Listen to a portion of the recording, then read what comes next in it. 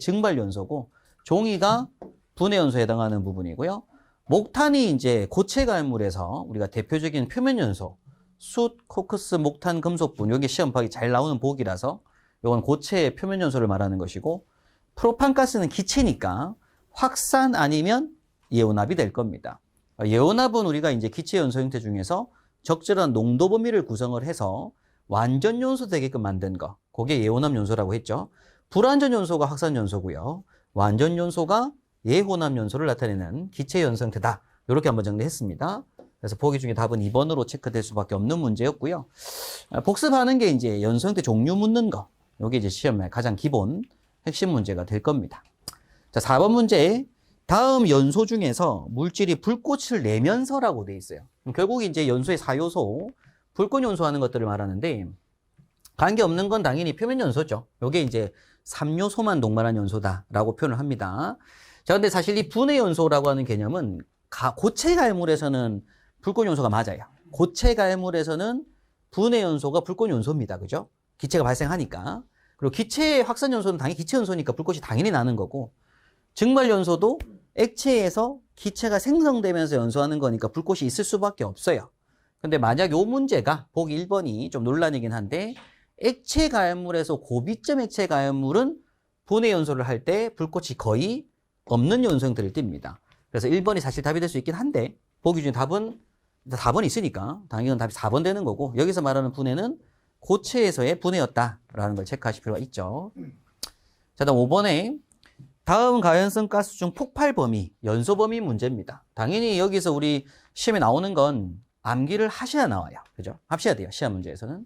그래서 아세틸렌은 2.5에서 81, 그리고 수소 475, 그 다음에 뭐 디에틸에틸이라고 해서 이것도 시험 많이 나온 적이 있습니다. 이것도 시험 많이 나왔었고요. 이氧화탄소도 연소 범위 안 주고 시험 많이 나왔었습니다. 시험 문제에서. 그 다음에 메탄, 에탄, 프로판, 부탄도 시험에서 보통 조건이 없이 많이 주어지는 문제이기 때문에 제가 여기다가 지금 해설지에 놓는 건 암기를 꼭 하셔야 될 부분들이에요. 이 수치 자체를 외워놓고 있어야 돼요. 수치를 안 주고 출제를 하니까. 그래서 요 내용들 좀 아실 필요가 있고, 그 중에 넓은 거 하는 거니까 뭐 답은 아세틸렌 될 거고, 아세틸렌 보기 없이 예를 들어서 뭐 수소, 이氧화탄소, 그리고 에테르, 뭐 메탄 이렇게 들어갈 수도 있는 것이고, 그죠? 그럼 그때는 수소가 될 거고, 그런 식으로 한번 체크하실 필요가 있는 내용입니다. 이건 암기를 하셔야 되는 거고요. 자, 6번에 가연물에 대한 설명으로 옳은 것은 하는 문제인데, 뭐 1번에 산화 반응이지만 발열이 아닌 것은 가연물이 될 수 없다. 맞는 말 하고 있죠, 그죠? 맞는 거. 그럼 2번에 구성원소가 산소로 되어 있는 유기물이라고 합니다. 그럼 요거는 이제 산소가 있는 유기니까 유기, 과산화물, 뭐 이런 것들이 있죠. 그래서 오류이온물 중에 산소가 있는 유기물. 유기물이 뭐냐면 탄소와 수소의 결합체들을 유기물이라고 합니다.